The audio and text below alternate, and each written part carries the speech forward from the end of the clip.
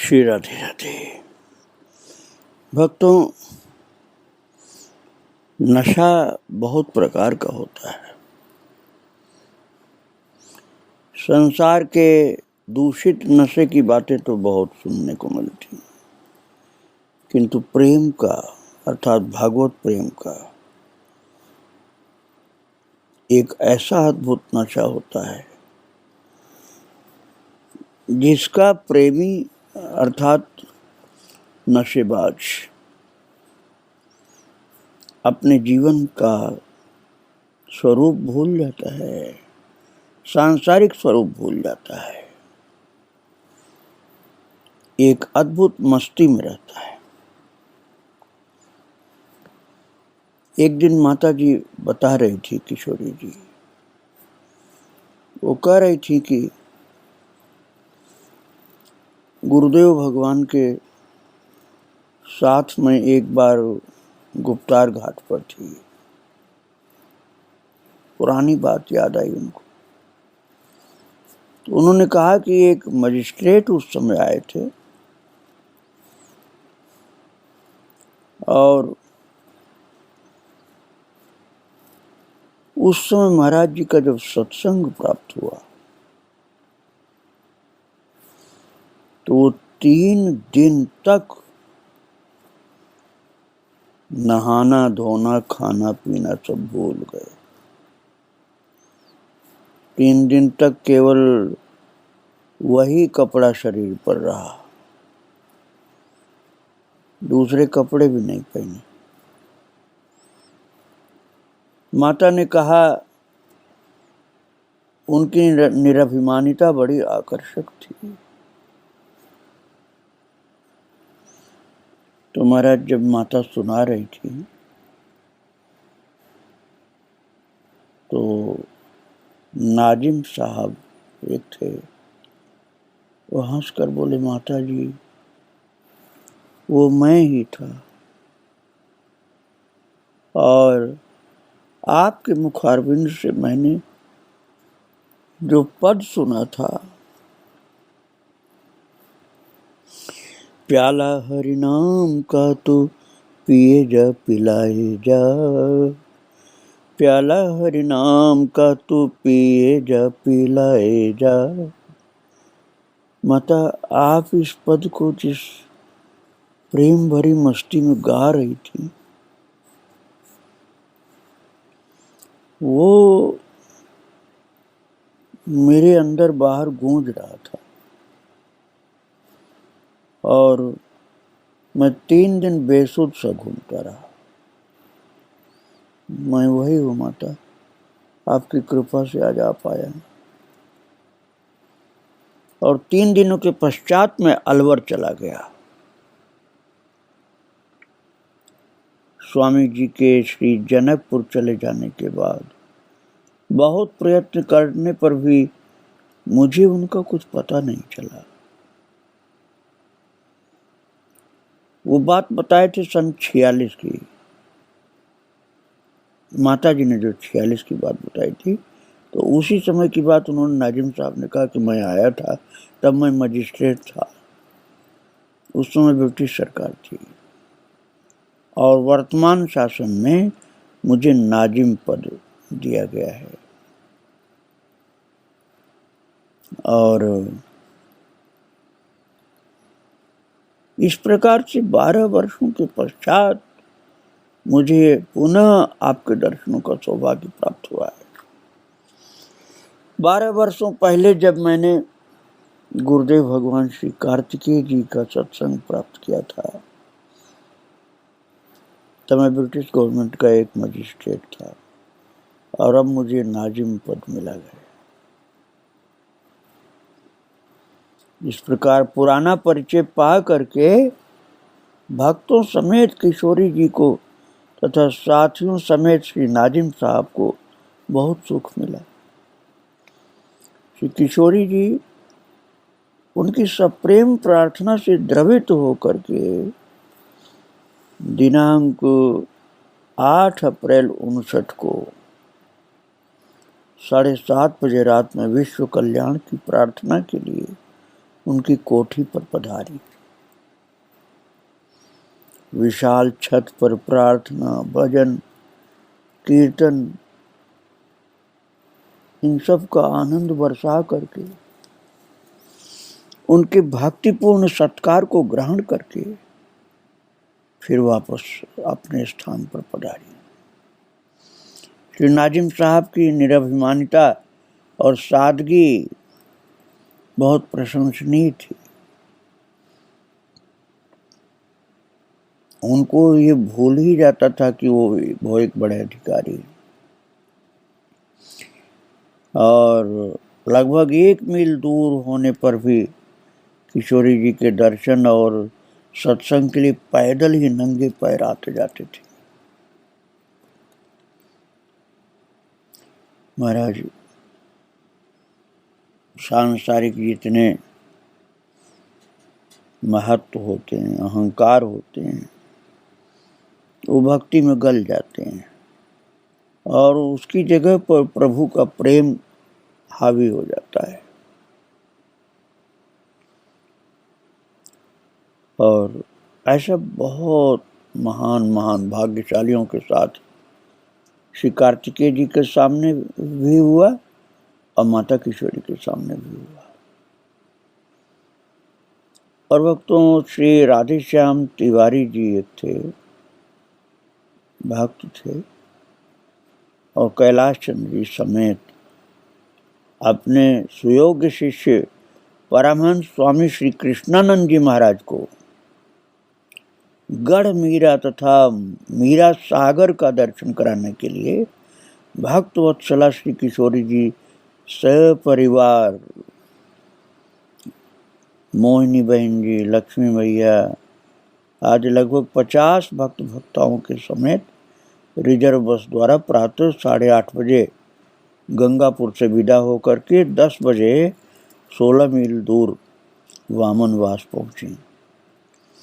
पाठशाला में छात्र छात्राओं से भगवान नाम संकीर्तन करा के उन्हें मिठाई तथा वंशी वितरण करती हुई 12 बजे गढ़ मोरा सागर पधारी।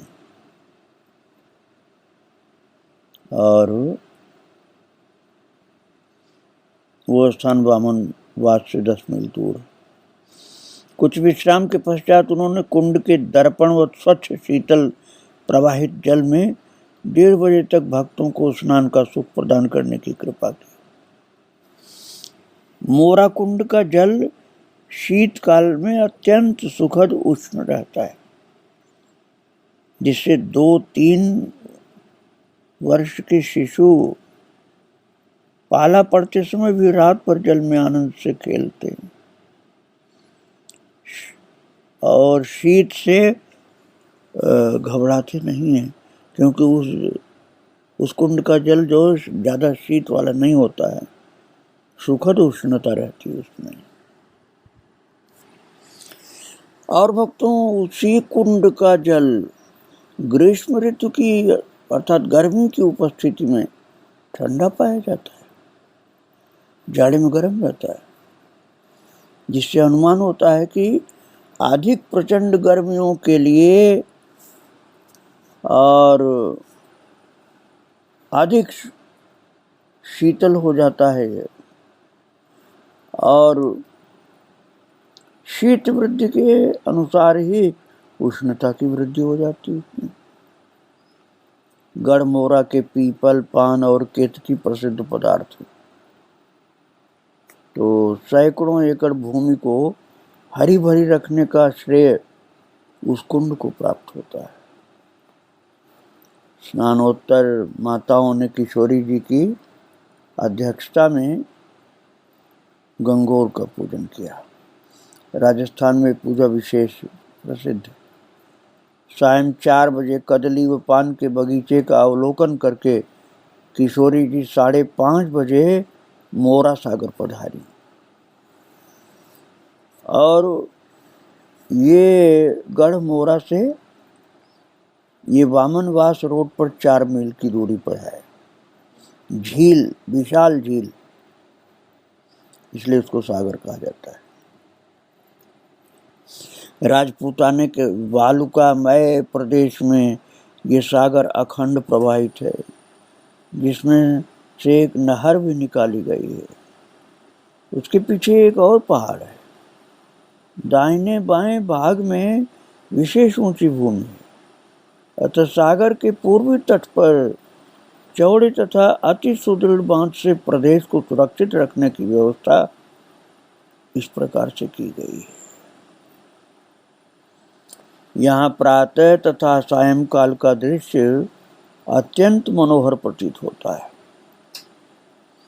अतः 7 बजे संध्या तक तट पर स्थित डाक बंगले के प्रांगण में विराजा गया। ये मोरा सागर तथा गढ़ मोरा दोनों कुंड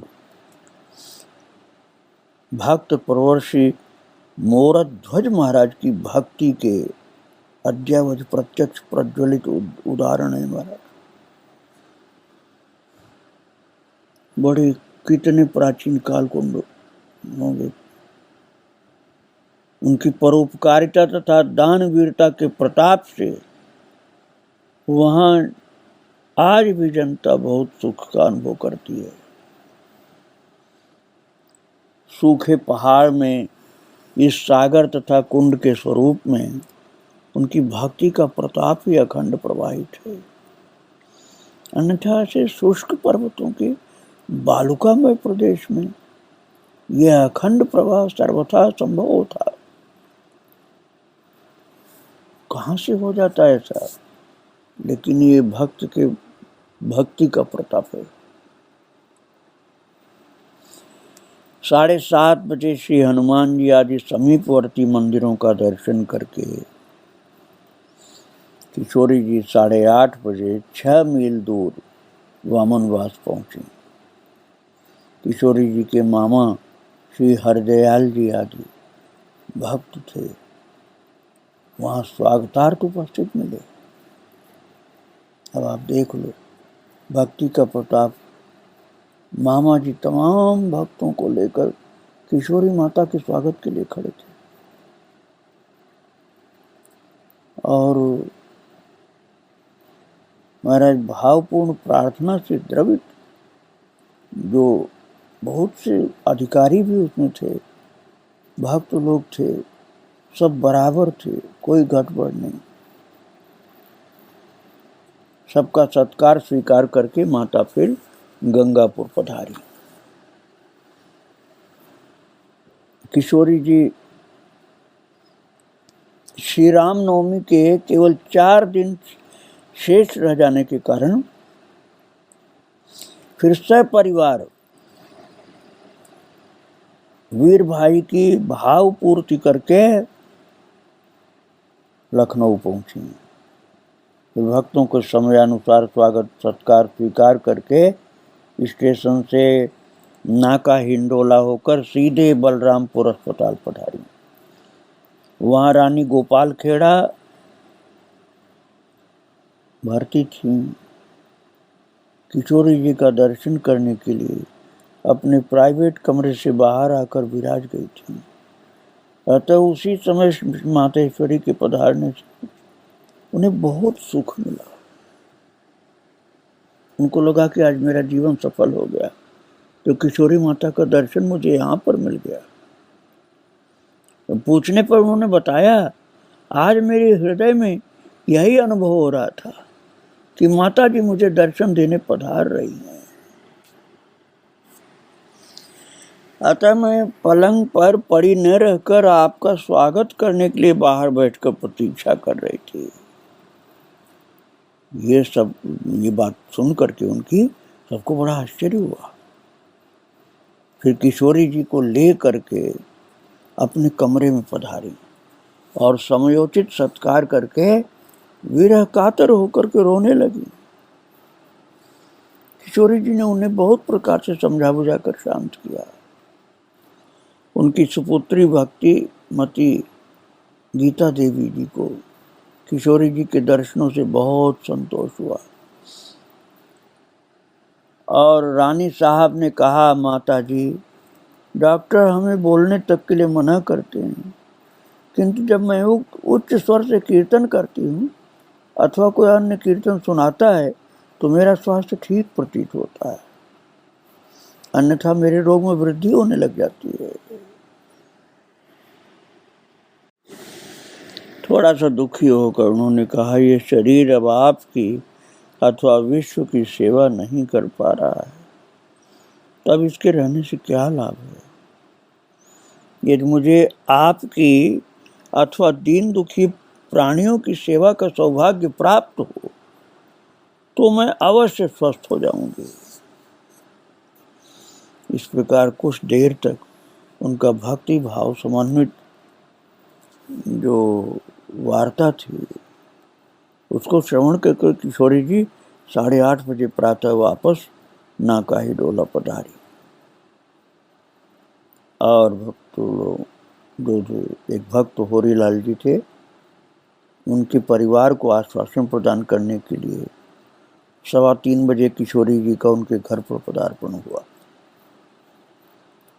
श्री शर्मा जी की सुपुत्री कुमारी उर्मिला बहन तथा उनकी माँ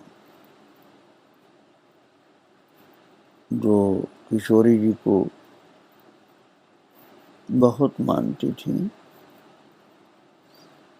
उनका शरीरांत से 8 दिन पूर्व अपनी भावना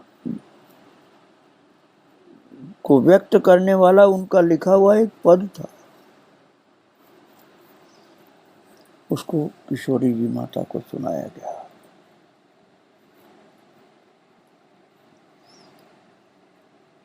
और किशोरी जी को बहुत प्रेम से उन्होंने स्मरण किया था। विश्व शांति पत्रिका में देने के लिए लिखवा करके पद प्रदान किया था।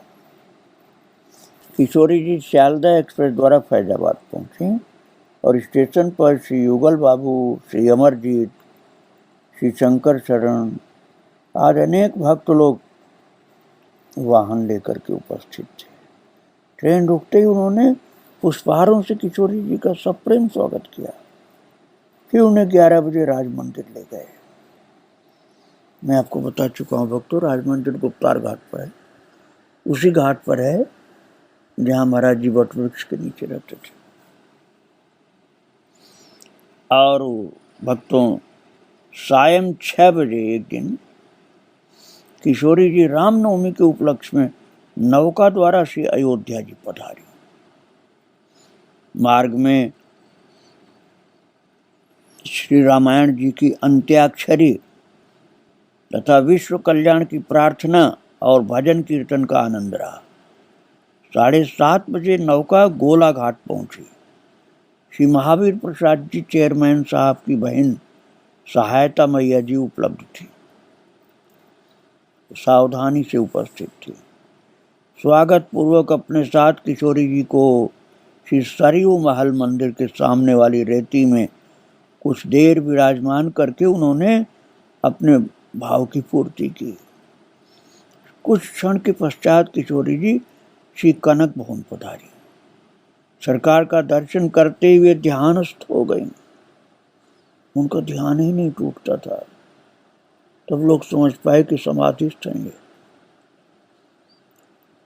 सरकारी प्रसादी अर्थात श्री कनक भवन भगवान के प्रसाद जो थे, पुष्पहार आदि थे, वो एकदम ऐसे मादक लगे माता को कि समाधिस्थ हो गई थी।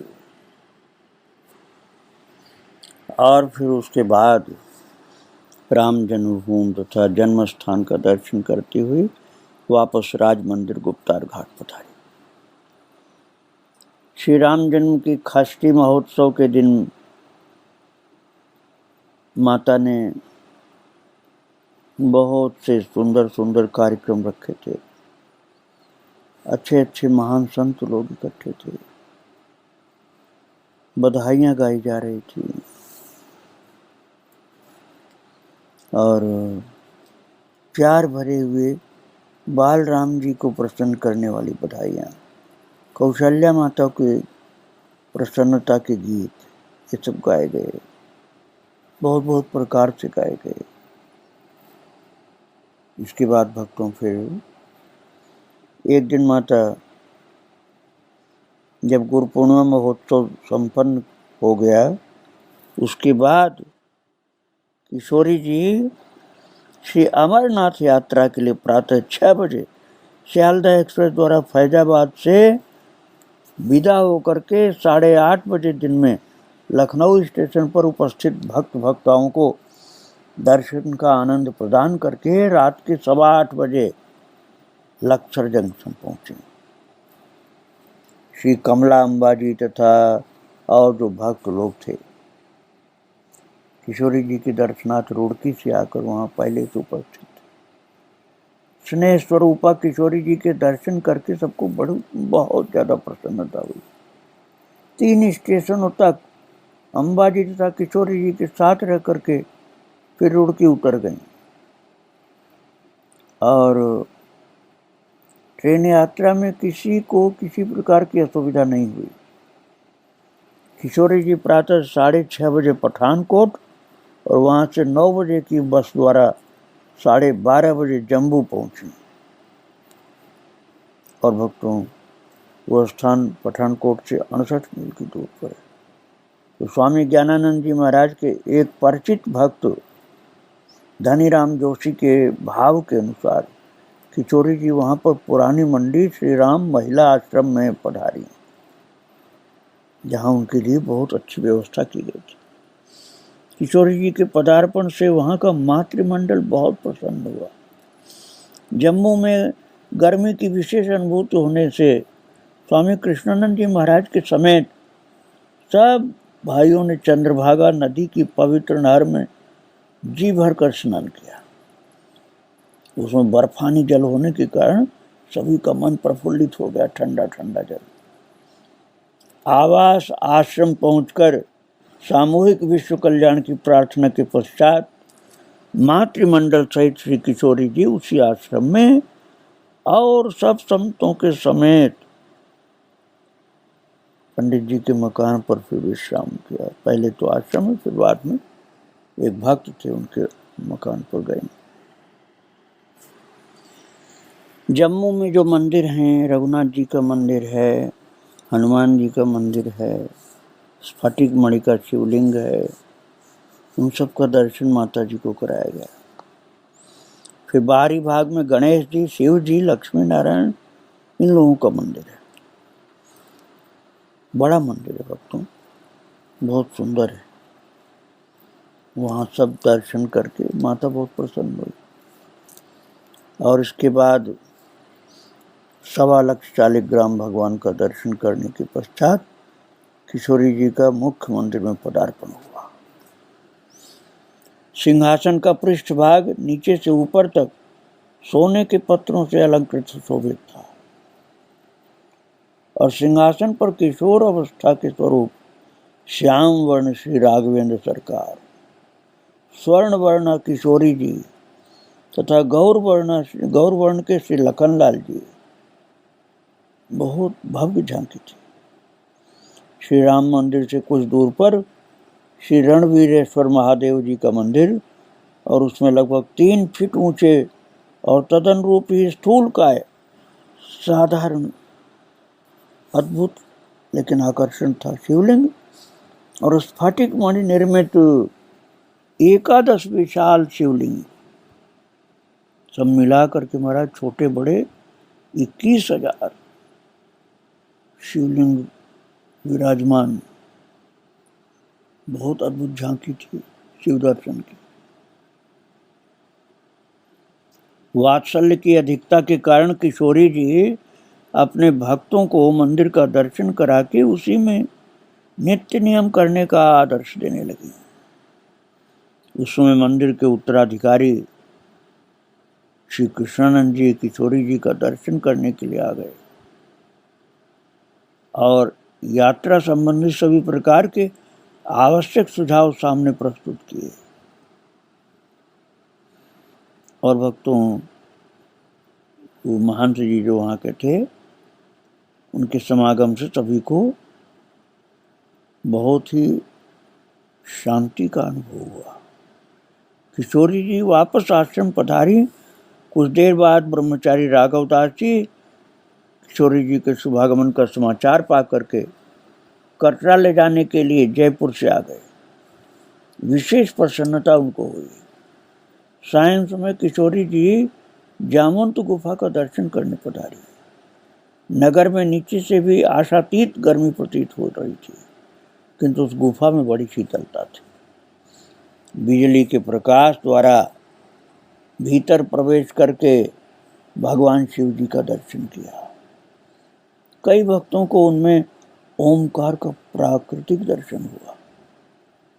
10-15 भक्त माताएं वहां बड़ी श्रद्धा पूर्वक आरती पूजन करती दिखाई दी और समयानुसार श्री किशोरी जी श्री भोलेनाथ जी का पूजन करके गुफा से बाहर आई। अखाड़ा होकर के राजमहल के मंदिर का दर्शन करती हुई लक्ष्मी मंदिर पधारी। बहुत दर्शनीय है मंदिर। वहाँ कश्मीरी पंडितों द्वारा उस समय पूजा पाठ हुआ करता था। भक्तों की भाव रक्षा के लिए माता फिर बस द्वारा जम्मू से कटरा पधारी और फिर योगाश्रम विश्वायतन योगाश्रम पहुंची, जहाँ विशाल चित्र रूप में महाराज झांकी थी कार्तिकेय जी की, और लोग टकटकी लगाए प्रतीक्षा कर रहे थे।